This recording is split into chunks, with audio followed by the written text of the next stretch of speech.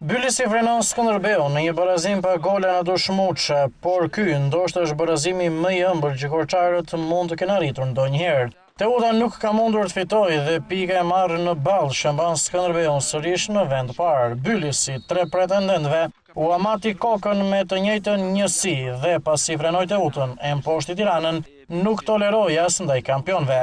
Levje nisi takimin pa shkëmbin e Elmuçën, ndërsa tek vendasit shansoi i kishte të gjithë në dispozicion. Në një terren patatesh, sinjalin e parë jep Orelesi që provon në minutën e 10, por e majta e tij është larg kuadratit. Në një ndeshje të rëndësishme, edhe tribuna VIP nuk mund të mos ketë njerëz të rëndësishëm, ku 2 presidentët e skuadrave kanë ndjekur ndeshjen bashk. Vendasit sinjalin e parë japin me xhafën, por shehi është i vëmendshëm. Rasti më i pastër i takon Byllisit në minutën e 27, kur Izuçuku gjuan nga brenda zone dhe topi përfundon pak mbi travers.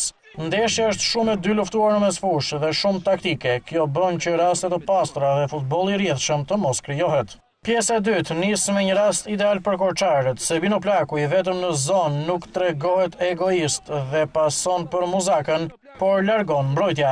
Ndoshta numri 9 i miqve të kishte bërë më mirë të gjuante vet. Byllisi në minutën e 59 i afrohet sërish golit, por djemve të shansojt u mungon një lojtar që topin vetëm ta devijoi në rrjet pas një aksioni të bukur. Korçarët duhet të sulmojnë pasi Teuta mund të shënonte, por kanë pak forca.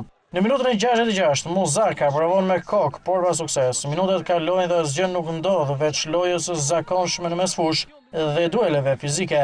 Kur pritej vetëm vërshëllima e Jankut, Plaku e tradhtoi nervat dhe pas një konflikti me portierin Vendas Frashëri e gjuan me kokë në fytyrë, duke lënë të shtrirë në tokë. Gjesti rrallë ky për sulmuesin që të shkohet me të kuq, ashtu edhe si portieri Vendas, me zvendësimet e kryera Dorashka tek Byllisi, i veshëm Mariglen Shoshi, por vetëm sa për të nisur lojën.